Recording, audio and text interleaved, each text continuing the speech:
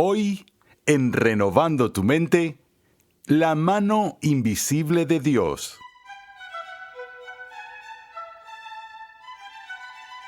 La conocida narración de Moisés y la zarza ardiente evoca asombro y admiración. Pero, ¿conoces los motivos de Dios para revelarse de esta manera a Moisés? En esta nueva serie que comenzamos hoy, R.C. Sproul examina el relato bíblico del encuentro de Moisés con el Dios Santo que cambió su vida. A través de 10 lecciones, explica el significado de la aparición de Dios en la zarza ardiente, así como la importancia de sus palabras a Moisés. Además, el Dr. Sproul demuestra cómo la venida de Jesucristo está prefigurada en este encuentro entre Dios y Moisés en Tierra Santa. Recuerda que en nuestra página web renovandotumente.org puedes solicitar una guía de estudio gratuita de esta nueva serie para tu edificación personal o para usarla en grupos pequeños. Cuando leemos la Biblia, nos damos cuenta de que Dios siempre se ha dedicado a atraer a un pueblo hacia sí. Lo que Pedro describe como un linaje escogido, un sacerdocio real, una nación santa. Vemos cómo se desarrolla su plan redentor en las primeras páginas del Génesis y su culminación en el Apocalipsis. En medio, hay un acontecimiento tras otro que ejemplifica la providencia de Dios. En esta serie nos enfocaremos en uno de esos primeros acontecimientos, y en el centro del mismo se encuentra un hombre que el Dr. R.C. Sproul consideraba la figura más importante del Antiguo Testamento. La mano invisible de Dios dirigió la vida de Moisés desde el principio. Acompáñame al salón de clases a escuchar al Dr. R.C. Sproul mientras analiza cómo el Señor apartó providencialmente a Moisés para su importante papel en la historia redentora. Esta noche vamos a dar inicio a una nueva serie de mensajes, la cual tendrá 10 sesiones y estará centrada en la importancia del encuentro que Moisés tuvo en el Antiguo Testamento con Dios en la zarza ardiente.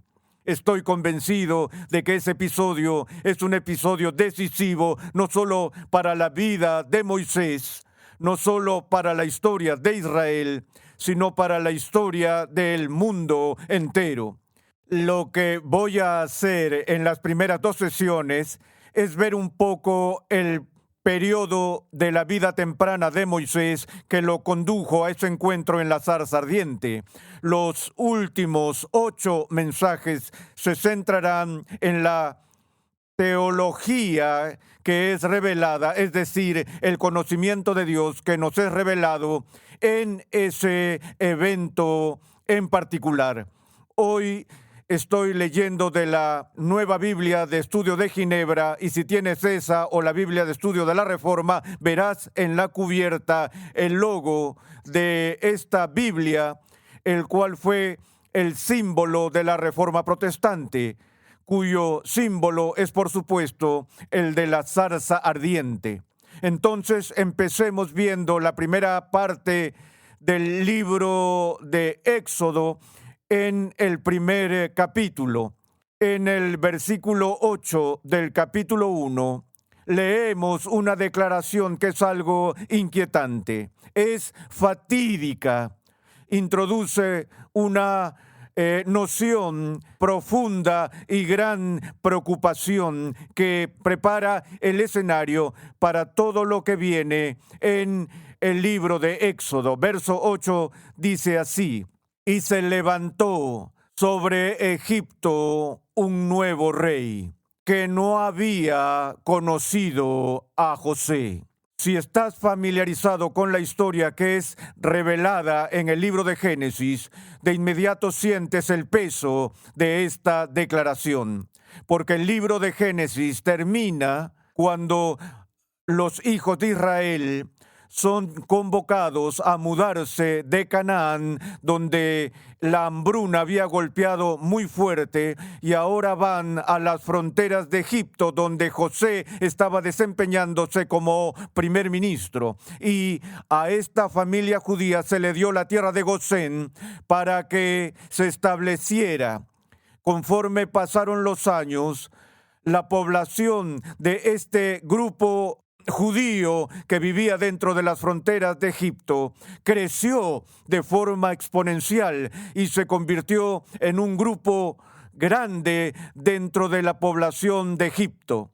En el pasado gozaban del favor del faraón, quien había ascendido a José al nivel de primer ministro. Pero ahora todo eso queda atrás y un nuevo faraón llega al poder. Aquí se nos dice que no había conocido a José, y eso muestra un cambio radical en la relación entre los visitantes judíos o inmigrantes y el país anfitrión de Egipto. Y este nuevo rey dijo a su pueblo: miren, el pueblo de los hijos de Israel es más numeroso y más fuerte que nosotros. Eso es quizás un hipérbole, no eran tan grandes, pero a sus ojos estaba muy preocupado por el crecimiento de los israelitas en medio de ellos. Entonces dice: procedamos, pues, astutamente con ellos, no sea que se multipliquen y en caso de guerra se unan también con los que nos odian y peleen contra nosotros y se vayan de la tierra.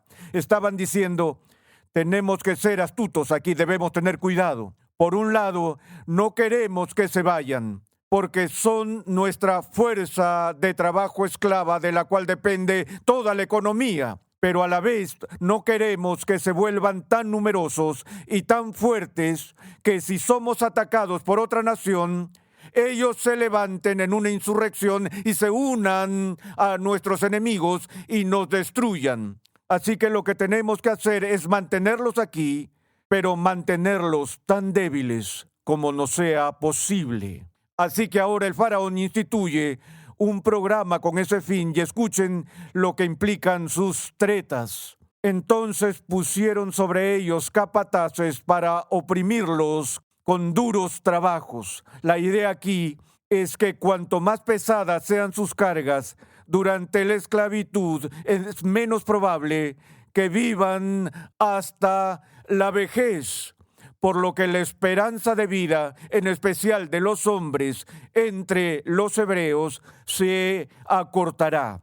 Continúa diciendo: y edificaron para Faraón las ciudades de almacenaje, Pitón y Ramsés, pero cuanto más los afligían, más se multiplicaban y crecían. Así que tuvieron el resultado exactamente opuesto a lo que Faraón y sus tretas habían tratado de lograr. Y así ellos temían a los hijos de Israel. Entonces los egipcios obligaron a los hijos de Israel a trabajar duramente. Es decir, de nuevo, ellos les aumentaron la carga, les amargaron la vida con dura servidumbre en hacer barro y ladrillos y en toda clase de trabajo de campo. Y así todo el servicio que hicieron se hizo con rigor. Ahora, lo que viene a continuación es muy importante para la historia del mundo. ¿Ves la situación que tiene el faraón y lo que está tratando de controlar? Antes de ver lo que viene a continuación, quiero hacer esta pregunta. Una pregunta que con facilidad empezaría una discusión entre cristianos. ¿Quién crees que fue la persona más importante en todo el Antiguo Testamento? Puedo escuchar varias nominaciones para ese cargo. Algunos pueden decir Adán, otros incluso podrían decir Eva, porque ella fue la madre de todos. La gente seguramente podría nominar a Abraham, porque él es el padre de los creyentes y es al que Dios llamó del paganismo e hizo ese pacto con él y con sus descendientes. Algunos podrían nominar a David como el prefigurado del rey que vendría en los días del Nuevo Testamento en la persona de Jesús. Todas esas personas que acabo de mencionar son, creo, candidatos legítimos. Es como preguntar quién es el mejor jugador de fútbol de la historia. Puedes argumentar esas preguntas por siempre. Para mí, en cuanto a la historia redentora, la persona más importante en todo el Antiguo Testamento es Moisés. ¿Por qué? No solo porque sacó a la gente de la esclavitud en el Éxodo, que nuevamente fue un evento decisivo para toda la historia, sino porque también fue el mediador del antiguo pacto, al igual que Jesús es el mediador del nuevo pacto. Y es a través de él que Dios entregó la ley a Israel en la entrega de los 10 mandamientos. Yo veo esto de la siguiente manera.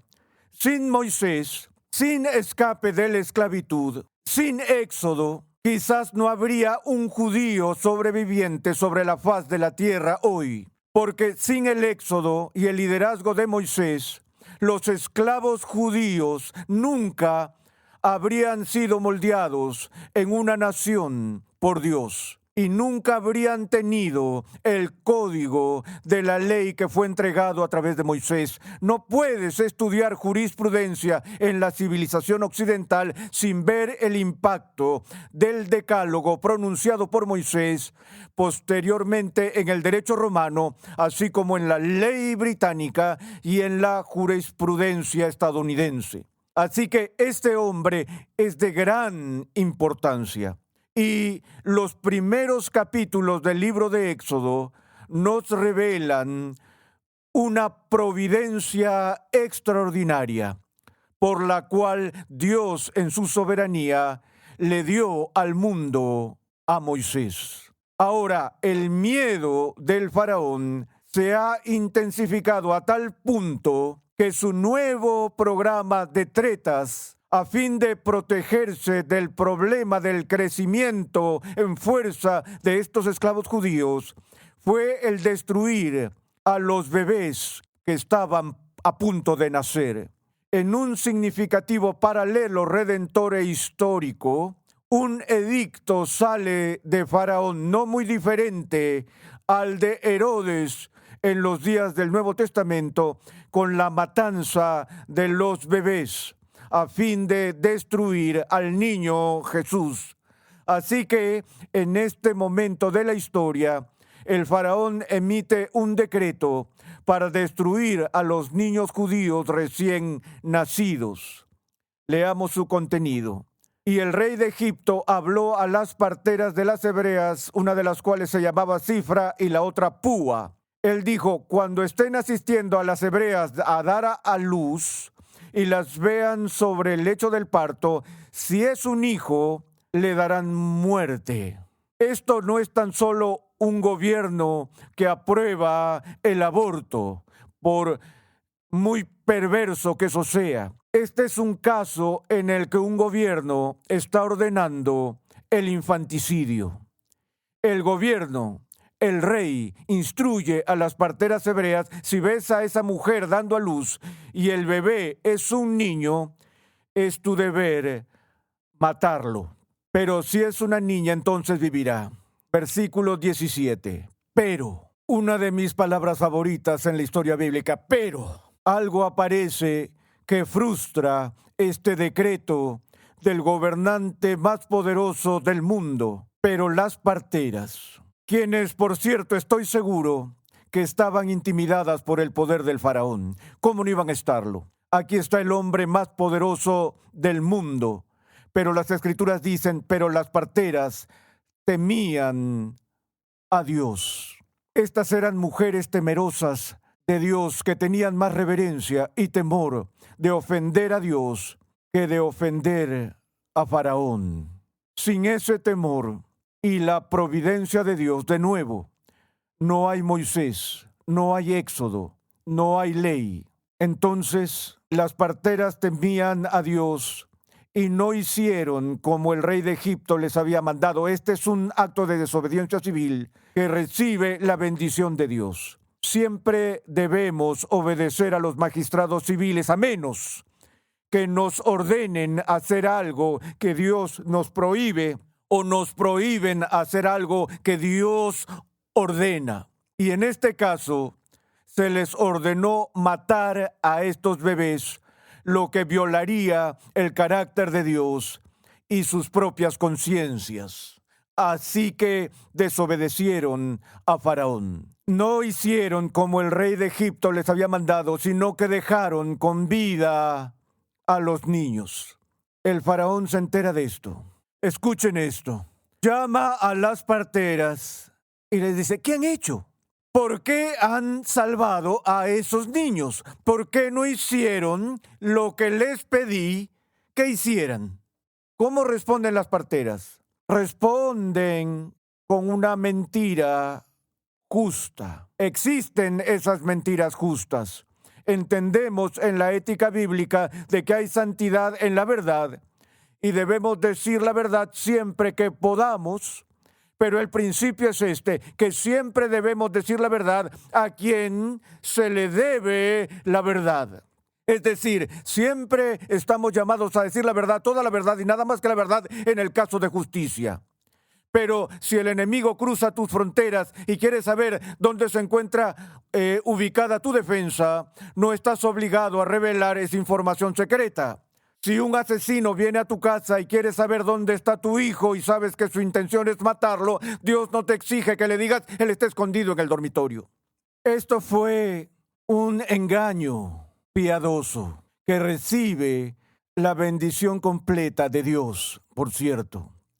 Le dijeron a Faraón, es que las mujeres hebreas no son como las egipcias, pues son robustas y dan a luz antes que las parteras lleguen a ellas. No hay un trabajo de parto largo para estas damas. Es decir, cuando están listas para dar a luz, ¡boom!, tienen al bebé antes que las parteras puedan llegar allí.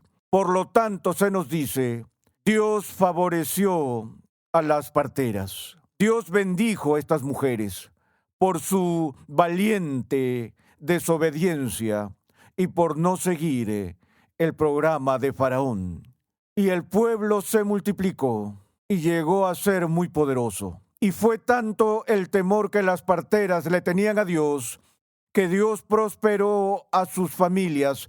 Y entonces ahora el faraón ordenó a todo su pueblo diciéndoles, todo hijo que nazca lo echaréis al Nilo y toda hija la dejaréis con vida. No solo a los judíos, sino a todos. Los debilitaré de una forma u otra. Leemos, un hombre de la casa de Leví fue y tomó por mujer a una hija de Leví, y la mujer concibió y dio a luz un hijo. Y cuando ella vio que era un niño hermoso, lo escondió por 3 meses. Ella tuvo a su bebé y sabía que si este niño era descubierto por la ley o por los soldados de Faraón, a su hijo lo matarían. Y ella lo escondió.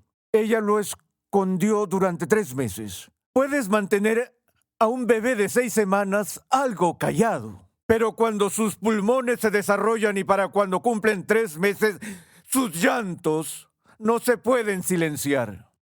Y entonces la gente se daría cuenta de que hay un bebé allí y que no pueden seguir ocultándolo. Pero no pudiendo ocultarlo por más tiempo, tomó una cestilla, la misma palabra que se usa para el arca de Noé. Tomó una cestilla de juncos y la calafateó con asfalto y brea. Ella construyó esa pequeña balsa. Entonces puso al niño en ella y la colocó entre los juncos a la orilla del Nilo. Ella entregó a su bebé a la benevolencia de Dios, a su soberanía y a su providencia. Ella sabía, ya no soy capaz de mantener a este bebé a salvo, tengo que dejarlo ir. Y tengo que ponerlo en las manos de mi Dios. Mi Dios salvará su vida, lo protegerá de la ira de Faraón. Así que construye este pequeño bote. Ella no lo dejó a la deriva en el Nilo, lo puso entre los juncos, donde aún podía permanecer oculto. Ella hizo que la hermana mayor del bebé lo siguiera, lo mirara y viera si alguien aparecía, si alguien rescataba al bebé. Luego, en la providencia de Dios, una mujer bajó a bañarse en el río. Ella no estaba buscando bebés hebreos para adoptar. Ella tan solo bajó al río para bañarse y no era nada más cualquiera. Era la hija de Faraón. ¿Te imaginas el terror en el corazón de la hermana de Moisés cuando ve a la hija de Faraón acercándose a las cañas donde esa pequeña cesta está escondida con su hermanito? ¿O no? Ella se está acercando más y más y más, y es la hija de Faraón. Sus doncellas se paseaban por la ribera del río, y ella vio la cestilla entre los juncos. Y entonces envió a su doncella para que la trajera. ¿Qué es eso? ¿Qué es lo que está allí? Al abrirla, vio al niño, y aquí el niño empezó a llorar. Ella abre este paquete que no espera encontrar en los juncos, y hay un bebé, 3 meses de edad. Y el bebé mira a la hija del faraón y empieza a llorar. Y leemos, ella le tuvo compasión y dijo, este debe ser uno de los niños de los hebreos. Ella no solo dijo, este tiene que ser uno de los bebés hebreos, se lo informaré a mi padre y haré que los soldados vengan y eliminen este niño. No, ella tuvo compasión. Esta era una mujer. Y sus instintos naturales cuando encuentra un bebé y el bebé está llorando, es el de compadecerse por ese bebé y lo levanta, lo sostiene y trata de consolarlo. Ella no sabe nada sobre los 10 mandamientos o el Éxodo, o que está sosteniendo al mediador del antiguo pacto en sus brazos. Es una mujer que tiene compasión de un bebé que ha quedado a la deriva. La hermana de Moisés le dijo a la hija de Faraón, ¿quieres que vaya y te llame una nodriza de las hebreas para que te críe al niño? Y la hija de Faraón le respondió, sí, ve. Y la muchacha fue y llamó a la madre del niño. Y la hija de Faraón le dijo, llévate a este niño y críamelo y yo te daré tu salario. Toma este pequeño bebé y cuídalo por mí. Voy a adoptar este bebé y te pagaré si amamantas a este bebé. ¿Pagarme? Este es mi bebé. Por supuesto que lo haré, pero no dijo eso. Cuando el niño creció, ella lo llevó a la hija de Faraón y vino a ser hijo suyo y le puso por nombre Moisés, pues lo he sacado de las aguas. Así es como la vida de Moisés empieza. Pasarán 80 años desde ese momento hasta que Moisés se encuentre con el Dios viviente en la zarza ardiente, en el desierto madianita.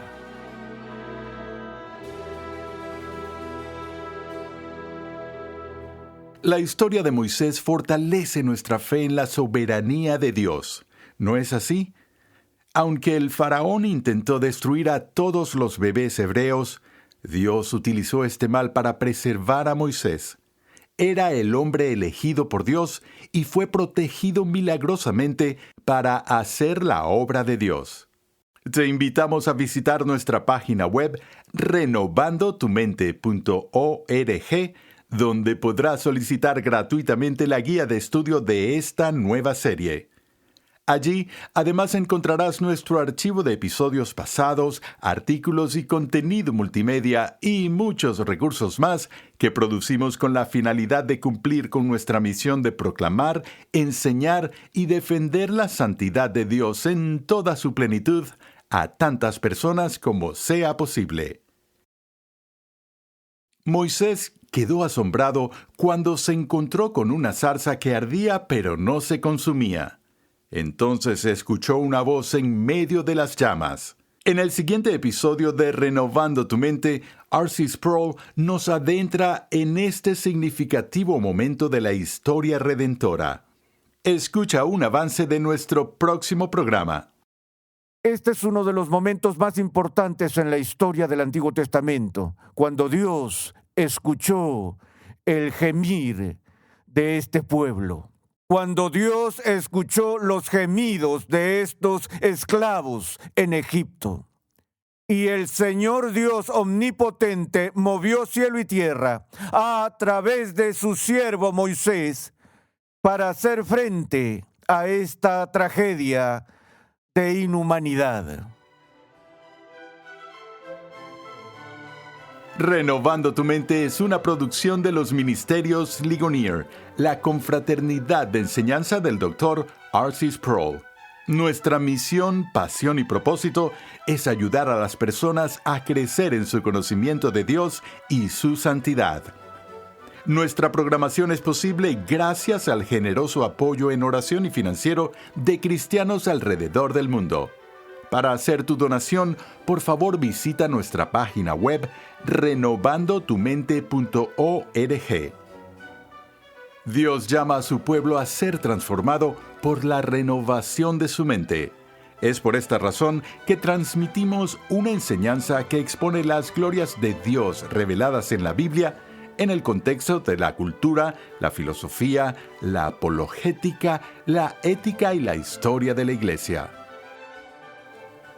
Para contactarnos, por favor envíanos un correo electrónico a programa@renovandotumente.org con tus preguntas, testimonios y comentarios.